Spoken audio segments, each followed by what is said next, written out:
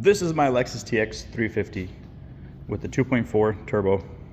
I'm going to go ahead and do an oil change in my garage. I was going to do it on the lift, but realized not a lot of people have a lift, so we're going to go ahead and do it on the floor with some ramps that the ordinary person would have. And let's see how difficult it's going to be. Some ramps from Harbor Freight that I use for a lot of vehicles. We're going to go ahead and drive it on and then pop the hood and go from there. Go ahead and pop the hood and check it out. Got her on the ramps. Quick, easy little latch here that you go to the left. Pops right up. Look at that, looks like new. So oil fill is going to be right back here. Get that loose, get it open. It'll just say engine oil on it. Look at that, pretty black. So we're gonna go ahead and grab a napkin so we don't get the car all oiled up. So there's that. Let's climb on underneath and check out where everything else is. So looking underneath the vehicle, you're gonna notice all the plastic shrouds everywhere, all the covers. Where we need to get to is this area here that has 1, 2, 3, 4 screws here. The Phillips head that you can use, or a socket. But let's get that cover taken off, and we should be able to see the filter out under there as well as their drain. Got ourselves a clean pan, no oil. That way we can check what the first oil change does look like. See if we can see any visible metal shavings or not. So first things first, we have a Phillips to take the cover off. I took 3 off and then twisted the plastic shroud just out of the way. You have yourself a drain bolt there, and conveniently you have a filter right there. You have just a ratchet with a 14, and usually the filters are hand tight. I can't get it off with my hand, so you're gonna have to use yourself a filter removal tool as so. So let's go ahead and get this draining, and we're gonna go ahead and see what the oil looks like.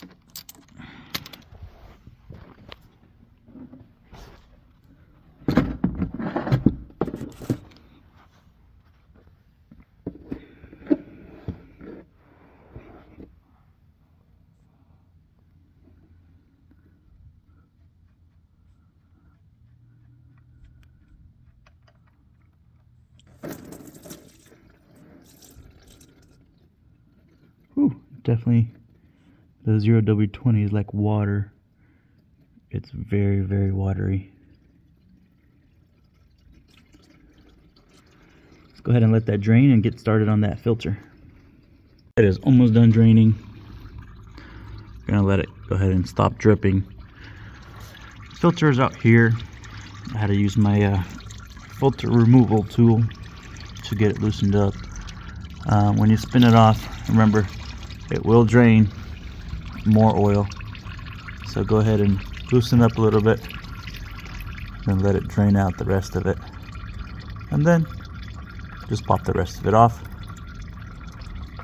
Take a picture of that filter so you know which Toyota number to get next time.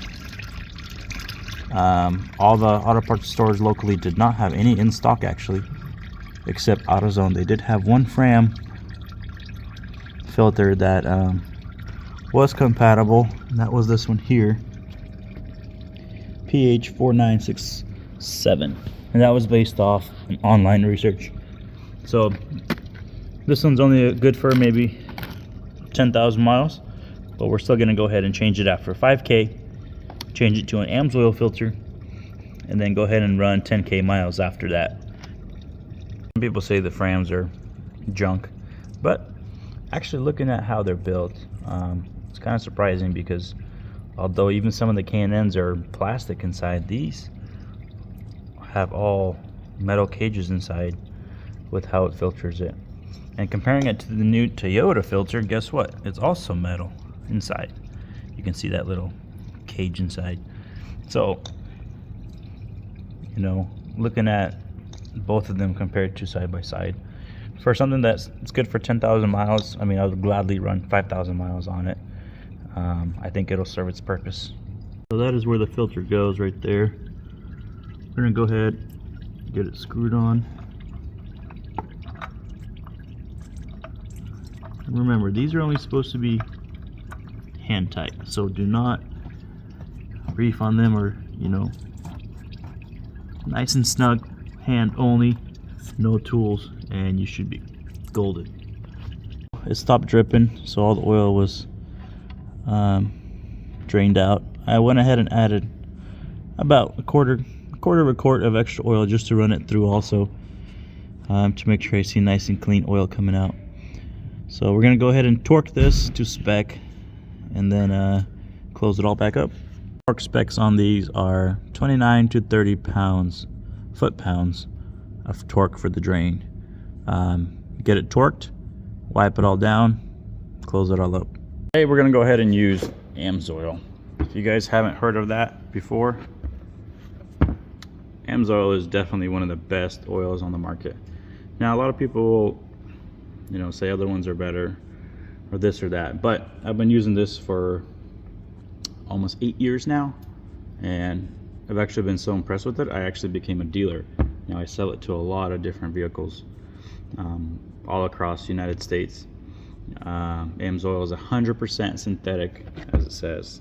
Other synthetics, they'll say full synthetic, but they're not really full synthetic, and AMSOIL is one of the only ones that's actually full 100% synthetic oil. So this is an OE. I got the OE for the first one because I'm only running 5,000 miles, and this is good for about 7.5. OE basically means original spec, which the Lexus actually asked for 10K, but we're gonna go ahead and do another oil change at 5,000 miles, and then after that we'll start doing them every 10K using the AMSOIL Signature Series, which is actually oil that's rated for 25,000 miles. So really good stuff. If you guys are interested, let me know. I can give you guys a discount, send it straight to your house. Really good oil, makes the engine really quiet. We're gonna go ahead and fill up 5.6 quarts. We're gonna double check the dipstick, and we're gonna check, make sure that's up to level. We'll get it started, check for leaks, and then go from there. 5.6 quarts is in, and go ahead and take the funnel out. Put the cap back on, and then we're going to check the oil level. Your dipstick's going to be right up front, that yellow tab there. We're going to pull it out, dry it off, put it back in, make sure we have oil in the dipstick. Then we're going to remove the car off the ramps, that way it's level, and then we're going to recheck the level again. So we're going to go ahead and take the dipstick out, wipe it clean after the car is leveled.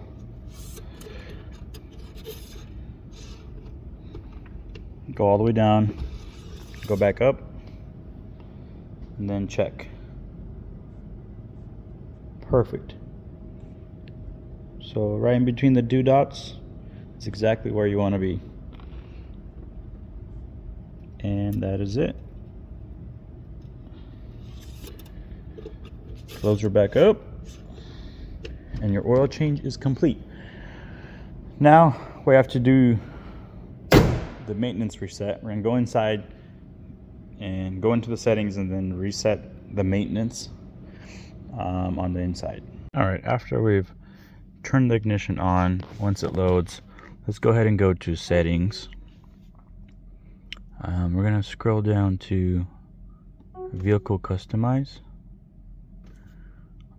Let's go to utility, and we have here, let's see, oil maintenance.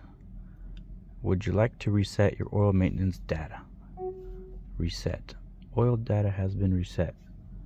Reset complete. Sweet. And that is it. Scheduled maintenance. I have not done any other scheduled maintenance, so I'm not going to do that. So just our regular oil has been reset, and we are good to go.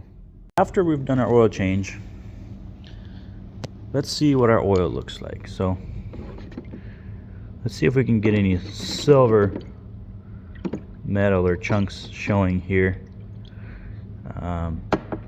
The oil is kind of dark, but it is a dark pan. From the looks of it, there's very, very minimal silver that's showing. So that's really good. That means the braking is doing great. What we're gonna do next is actually take this filter. We're gonna cut it in half, and we're gonna see what the inside of this looks like. Let's see if it's doing its job or not. Trying to find some kind of metal shavings, something that the motor is breaking in or not. So let's go ahead and cut this thing in half and see what it looks like. So using my grinder, I cut the OEM Toyota filter open to see what does this thing look like on the inside. And if you look closely, this thing is full of metal. I mean, you look in between and it's just shiny. So, filter doing his job? Yeah, it's doing his job.